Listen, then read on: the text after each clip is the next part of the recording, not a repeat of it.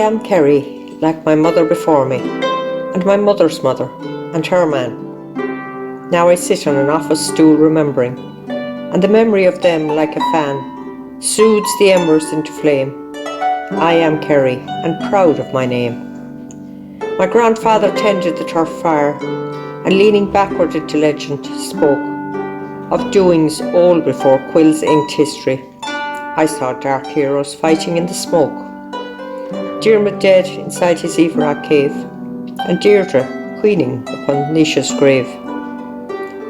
I see the wise face now with its 100 wrinkles, and every wrinkle held 1,000 tales of Finn and Oscar and Conowall Moyle, and see proud Niall, whose conquering sails, raiding France for slaves and wine, brought Patrick to mind Milshew's swine.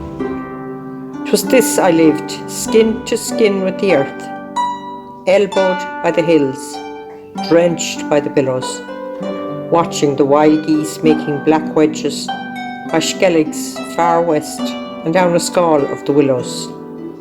Their voices came on every little wind, whispering across the half door of the mind, for always I am Kerry.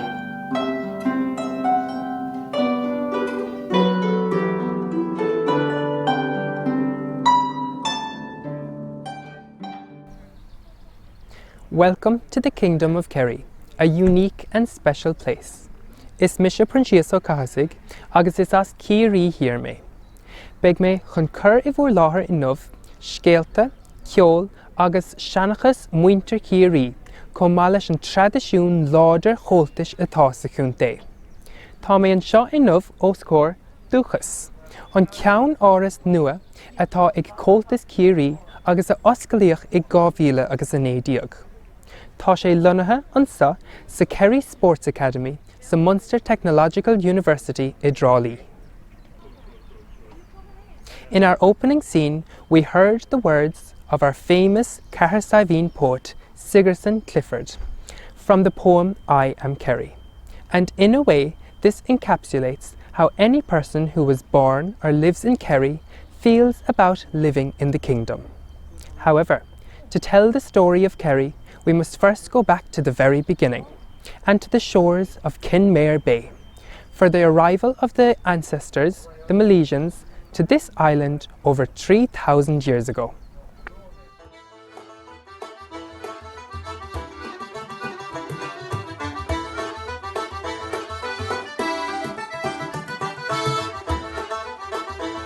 The Milesians, in Irish mythical history, were the last invaders who came to Ireland from northern Spain. They were led by Scotia, daughter of the Pharaoh of Egypt and widow of Milispania, from whom they got their name. The Tuatha De Danann lived in Ireland before the arrival of the Milesians. It is from Danu, great mother of the gods, that the Tuatha De Danann derived their name, which means the people of goddess Danu. Around 1300 BC, the first Milesians, from whom it is said all Irish people are descended, landed on Irish soil at Inverscana or the Kinmare estuary. An encounter between the Tuatha De Danann and the Milesians would have taken place here. When the Tuatha De Danann became aware that the Milesians were arriving on the Kerry coast, they began to prepare for battle. They brewed up a storm and sent it towards the Milesian ships. The wind roared, the ocean churned. Many Milesians lost their lives to the waters, and others clung on as the storm threatened to overwhelm them. The invaders had no magic of their own, so how could they hope to survive, let alone defeat the Tuatha? But they had a secret weapon on board. He was Amergin, a poet. He took out his harp and he sang. His music had charms to soothe the savage seas, and the Milesians were able to come ashore at Kinmare Bay. Amergin's wife Scéna was drowned, and it is from her that we get the Irish name for Kinmare Bay, Inverscana. The Milesians had several more battles to fight, but they eventually defeated the Tuatha De Danann. Amergin was given the task of dividing the land between both sets of peoples. He gave the portion above ground to the Miletians and the underworld to the Tuatha De Danann, where they still reside and occasionally meddle in the lives of humans.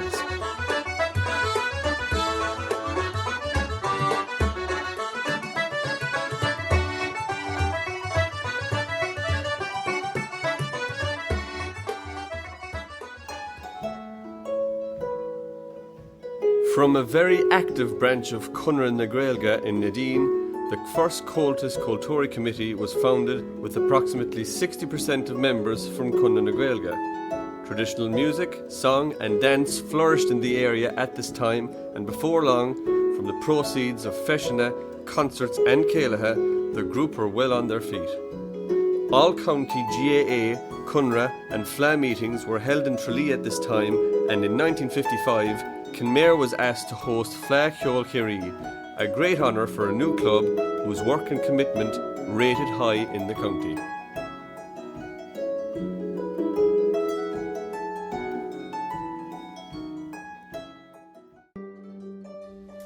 A warm welcome to Kenmare, and Kenmare has a great history of traditional music, song, dance, storytelling and our Gaeilge. Comhaltas Units was formed in Ballyhyde, North Kerry in 1959, but Kenmare was well ahead of that, having hosted a Fleadh Cheoil in 1955. I'm going to have a chat with Donna Lynch, a person who's been involved in the promotion of all aspects of traditional culture for a number of years here in the town, and might be able to give us an insight into what happened here. Welcome, Donald.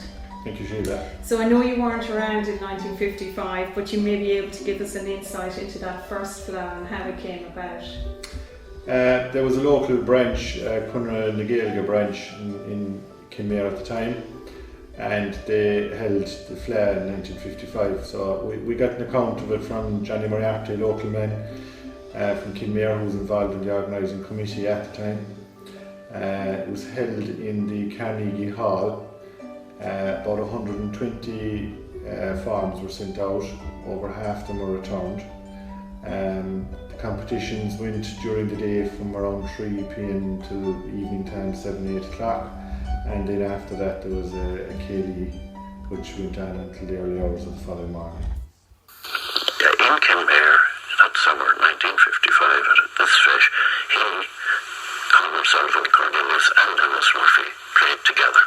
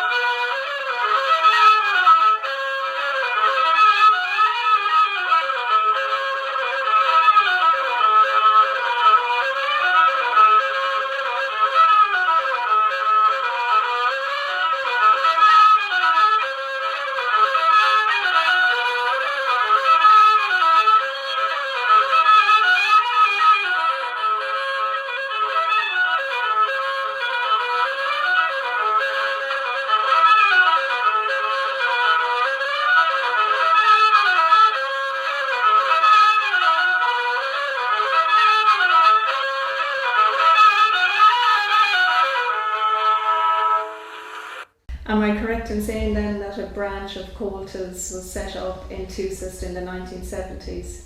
Yes, in 1978 the Tusist branch the inaugural meeting was held in Lara Community Centre.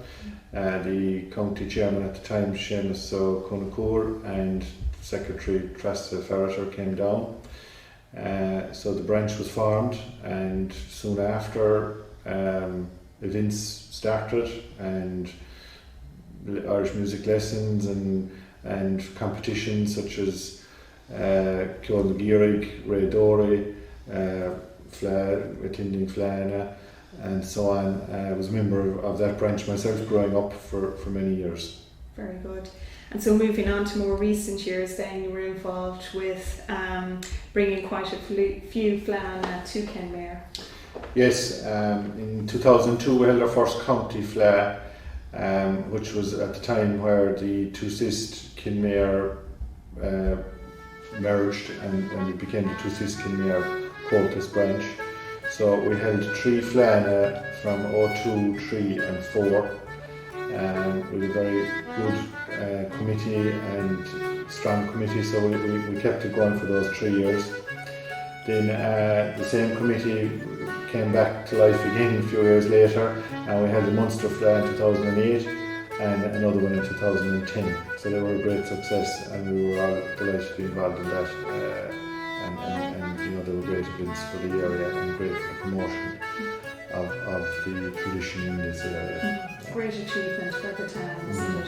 It was indeed, and you know, there was a celebration of the 50 years of Comhaltas, of the Munster Fleadh, and there was a special event, the Toastal, which was a reenacting of the landing of the Miletians in the Kenmare Harbour, which was all captured on video at the time, and a very special events, one-off events really. And is Comhaltas still alive and well in the Kenmare area? It is. It's still, the committee is still very active in promoting the Irish song and music and dance. There's Sean-Os lessons going on at the moment, and there's an element of online learning going on, obviously with the current situation, but it is a very active branch. Part of the Munster Fleadh is that we award special awards. And Gradam Comhaltas was established in 2001 to commemorate the 50 years of Comhaltas, to present Gradam Comhaltas to your own Mike Duggan.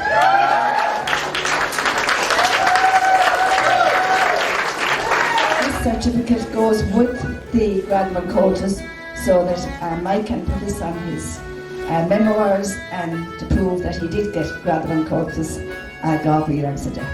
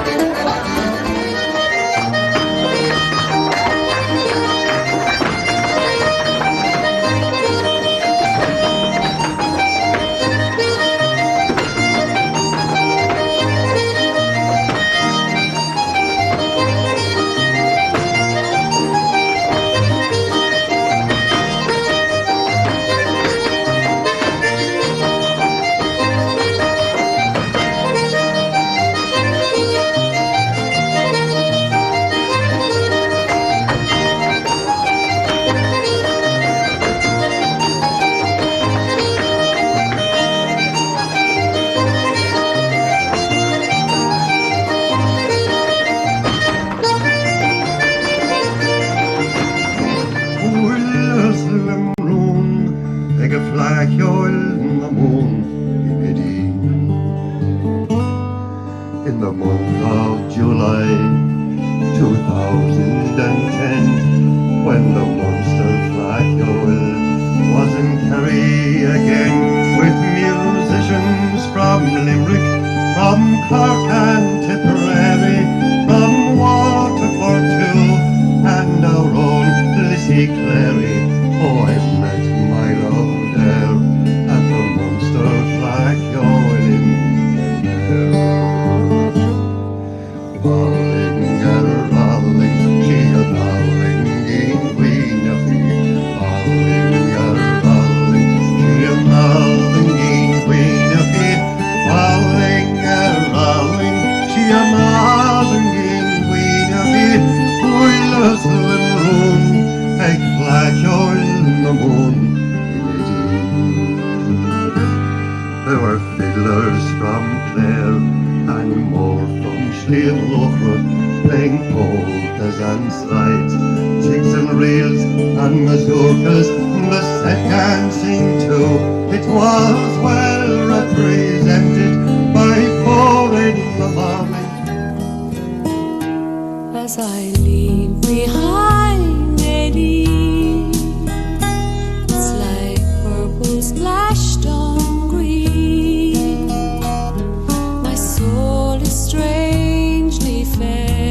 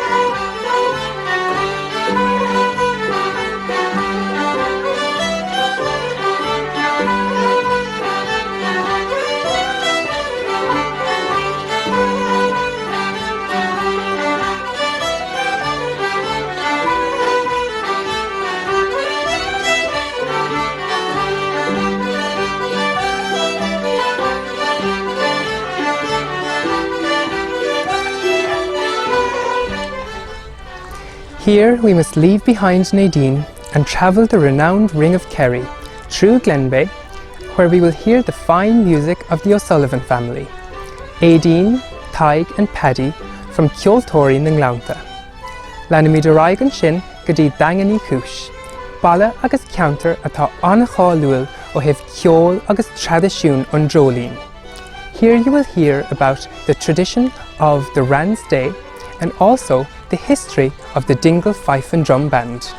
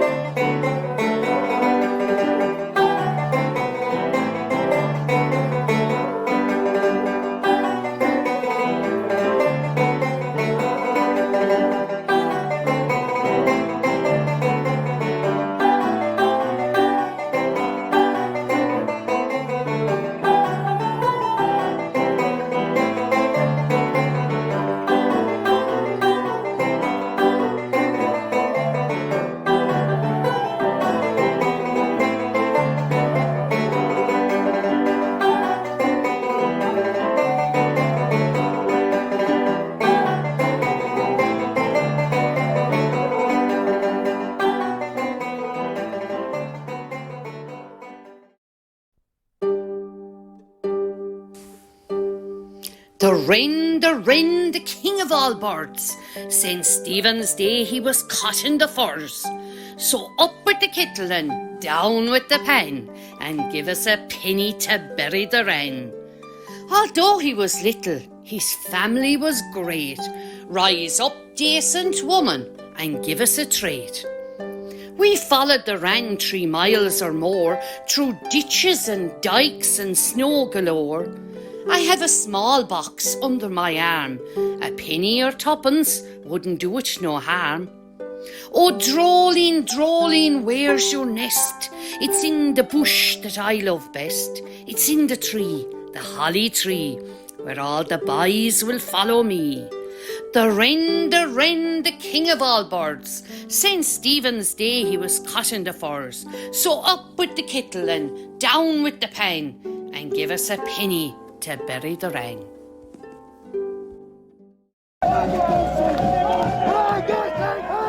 Caicíoch págá nach a diarach daoine áirithe a chabar mhór ní chaile dí sláán Jolín ór na crunne. Dá me níos an dul na sinne, dá me dúirachta €1 milliún dom agus fíocht téir taiste da tírig chahan teachta bhaine. Drámóg an lár agus cuidas na seanna warriors na downta. Tá nós lán Jolín te dain leis na céta blian agus is deas a bheith hawn éanúid. Fáis muinte dain tachna chéile ur bháin sa bblion an clón Sandra Harris leachtam so agus nád bhéir. Mála tá. Yeah, it's brought me mar bíon atmosphere an last timp an bala agus bíon na clown glairt ag tachtach le chéile agus ag seint. Bhíidir takeó chéanna só chóngar down rair goáil ar an óntas. Music, the costumes, it's all great. The community vibe. I mean, it's everybody. It's kids, it's everybody. Tána chuid tradiisiún agus stair buintis. Agus stór go láirí gírig cadéí an fáach dul machar sprí agus raiganach timp an baile. Agus is cuma óg nó éiste ó chuig hir nó has táspás go Jolín dit. Marshmallow Jolín. Can I have? No, it's crap. Oh, just, couldn't she just, oof. Sa sail. Tá sé flocht, tá sé fuair a tá measa na tradiisiúnta tá sa dagan agus iad a fada bailiúd a charano. Well, bhí bhíar chun na leithót agus is an háfa sin is tólam sa I leithnis na háte sa agus is mailim sa go míidir déag international. Kerry cín de Jolín í móra iadidir fada cocaíocht lena chéile.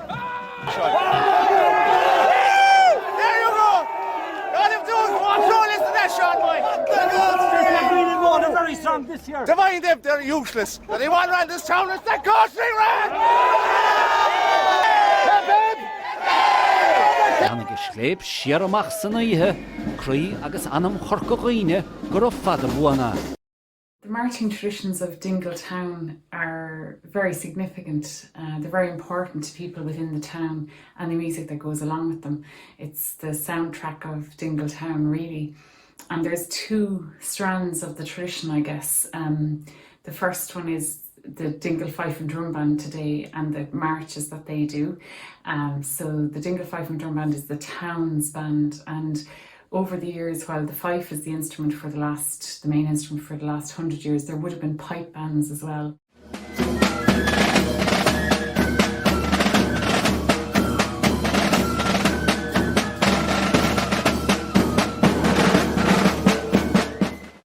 But the fife we think that the fife came in the 1880s around then. It's not definite, but it became the instrument of choice for the town, I guess, and the band, because it's a military instrument. And while today people associated with the Unionists and Loyalist bands in the north, the reality of it is that's kind of a more recent trend, I guess. Like the fifes and fife type instruments were really popular throughout the world in military bands.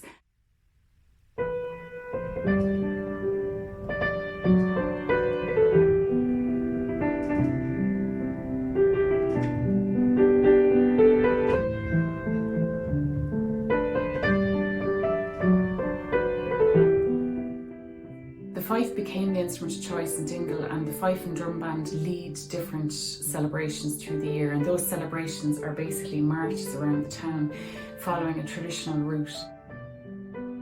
Is socha go bhfuil tradiisiún lá le pádraig, well, deirtear go déan sé siar go dtí an land league san naoú isteach, agus ná raibh cada go dtíine sais bheith ró oscailte mar ar náisiúnachas agus rudí mar sin ag an ann, agus bhí coscar parádanna agus bheith seint ceol, really. Ach bhí cheap an banna ceol is docha gomach deisicha beidir an parádaí anamh riimiis bracha an lei, riimiis airí na gréine. So, yeah, dhéanadar an bhart lei sin, agus cumad míad an tradiisiúna sin beo chun ó mós a thuirtas an daine sin is docha agus ar sínsir, agus is sé sin an tradiisiún, agus ní ceistíú mí dé, really, ach duine mí dé chun nádach sé briste. Is stólinn agus is stólinn muinte na háta an sa I Garcabhíne gur sinne an prád is luha in éireann agus is stocha gur bééis sin slíana bhfuil sé. Ach, tein sé siar hátar cid trocha nó 10 bliain agus cumad mí beabhé ar bhatha lein ar sínsir agus ar bhatha leis an tradiisiún.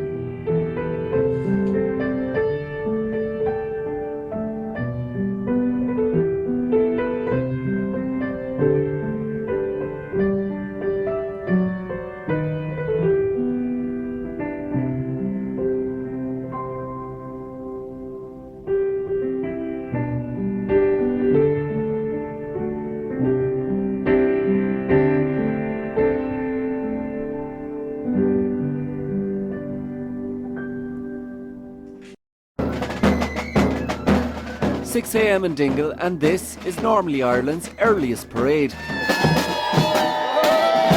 But this year, the little fishing village of Ballinangowl, 6 miles west, has literally stolen a march on the town. Setting off at midnight last night. Well, we're the earliest and we're also the shortest in the country. All we're going is from here across the road to Begney's pub. It's about 75 metres, I think. But inside in Dingle, they say you can't beat tradition. This parade dates back to the land war of the 1880s, when the authorities banned marching between sunrise and sunset. As a young fella growing up, I lived in the passage bar and was listening to the green and gold bands coming down Main Street. It's a unique character to Dingle, and maybe it's what makes Dingle what Dingle is. It's magic that so many people get up to march around the streets just because we've always done it. We couldn't be prouder. It's a privilege being part of it.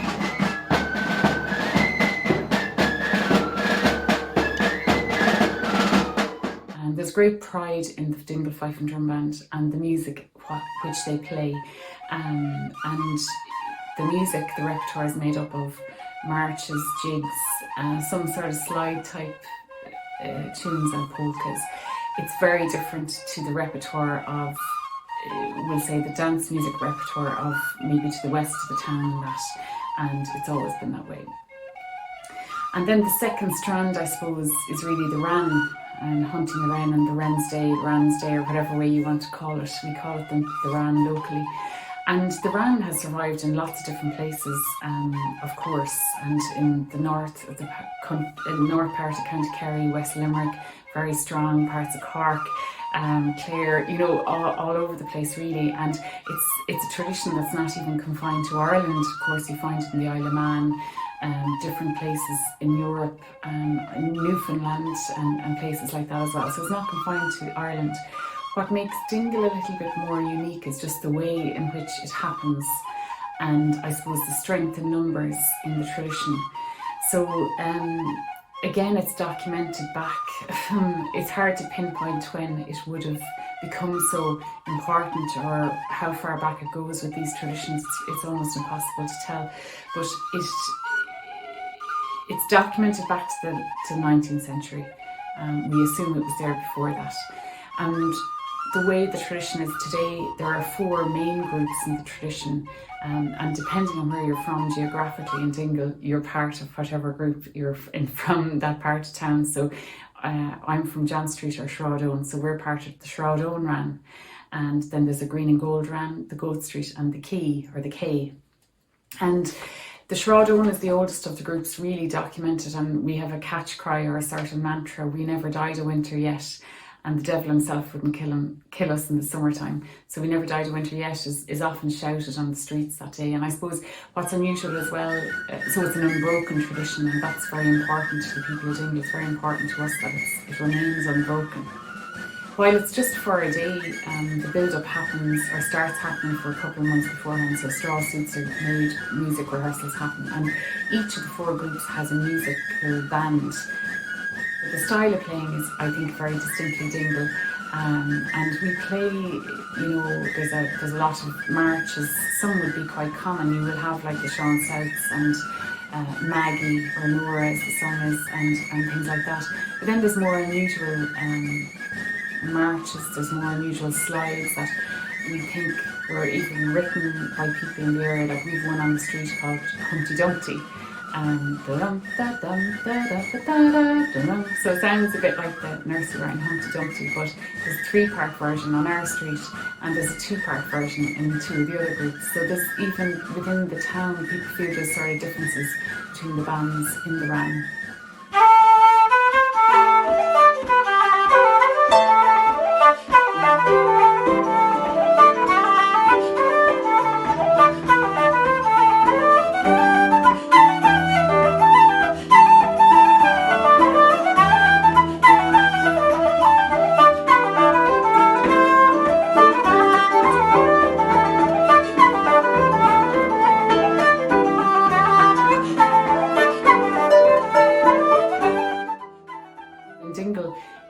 Whistles and drums in certain groups, and one of the groups, the Green and Gold, play fifes and drums.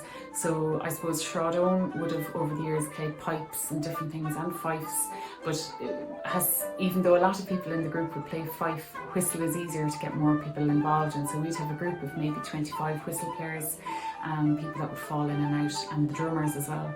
And there would be certain families in the area as well that would be associated with, for example, the drumming in the tradition. So surnames like Kennedys, Flannerys, Healy's would be associated with the drumming. And there's a sort of a hierarchy, I guess, with that, and very old sort of drumming styles as well to go along with that.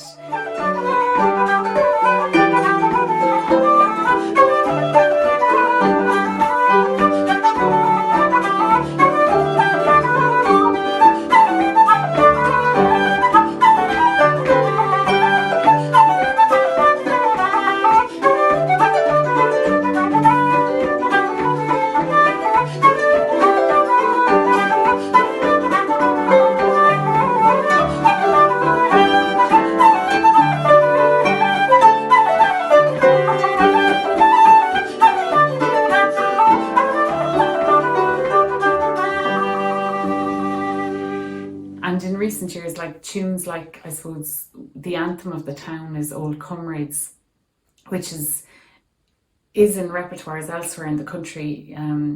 Johnny Doherty used to play it as I Love You Not and I Care For You Not, but it's Old Comrades in our tradition, and even maybe about 10 years ago, I suppose started to notice the Dingle football team, so the young lads on the team would chant the tune when they'd win a match. Just the second part of it. So it'll tell you a little bit about the tunes, the link to the identity and community, I suppose. And a few years back as well, then the Dingle GAA jersey adapted a wren bird, so the picture of the wren, and it says Old Comrades on the back of the jersey. So again, the link with identity and the music and the tradition is quite unique, I think, in that way. And I suppose another thing about the Dingle tradition as well, it's very specific in the Wren in what makes up a group. So each group has a captain, which would happen in every Wren group all over the country.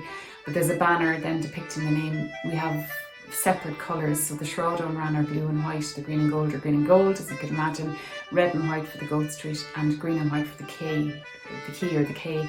And you know, in the build up to Christmas, those colours are very evident in each part of the town, and evident on the day itself, of course, as well. And alongside that, then you have a hobby horse, which is very unusual for the Wren celebrations, actually. And I believe, and I suppose others would believe, that came in many, many years ago, centuries ago probably, to Dingle, because there was always a lot of trade with Spain and the UK. But you see the hobby horse and very similar hobby horses to our Dingle tradition in places in Galicia and Asturias, which I find very interesting. So parts of their carnivals there.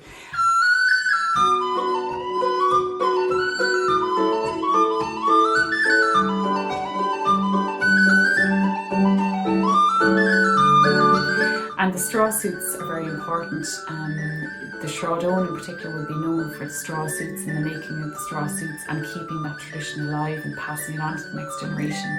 And Maurice O'Rohan, who was the late Maurice O'Rohan, who founded the Willie Clancy Summer School, was captain of the Shroudone Wren from when he was a very young man to just before his death. And he would have been very proactive in bringing on straw makers and the young generation as well. So that's taken very seriously, and you know, the young generation of the town make the straws with a great sense of pride and tradition, because it's what their fathers and grandfathers did and whatever.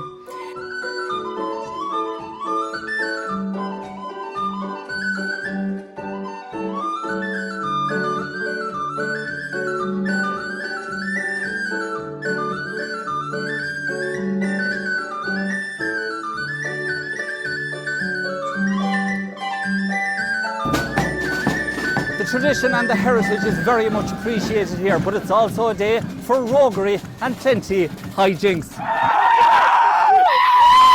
Who's the best Wren in town? Oh, the John Street Wren is the best Wren. Why? The best colourful and the best atmosphere, and the youngest Wren in town. 4 traditional street Wrens in Dingle. But this year, a cuckoo has entered the nest. Yeah, we're the pagan Wren. We're ancient, but we're also brand new. So we're going to give it a shot and see if the people of Dingle will take to us. See if we'll take to the people of Dingle. The tradition and keeping the tradition alive is very important. There's a great sense of that sort of community and communitas in that. And it's also great fun, of course. And with the music, people fall into it in different ways. You'll have a mixture of some of the musicians that would just be musicians for the Wren's Day, some that will play in the fife and drum band, so have a couple of outings, and then you'd have people like ourselves who are musicians. But there's no hierarchy in terms of that. You know, it's everyone in together, and the idea is that the more the merrier. So definitely participation is the best thing, and the music is a part of that. And also the rivalry between the 4 groups, the bit of competition, healthy competition, keeps the tradition really strong and alive, and we're very proud of it.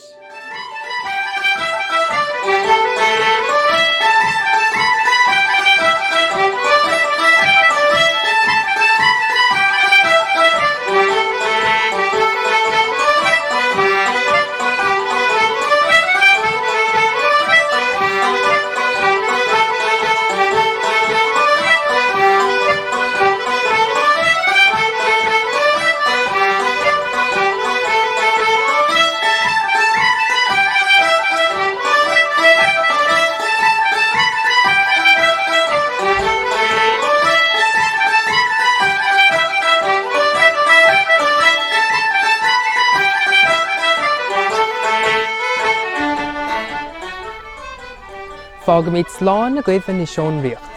Tá súlagan gur bhaintsibh Anna Hanavas an glár. Go dtíon chéadú eile gur raibh míle maithagaibh as 8 vacant. Remember to tune in to our next programme where we will tell the story of the establishment of the Kerry County Board of Comhaltas in Ballyhaig in December 1959.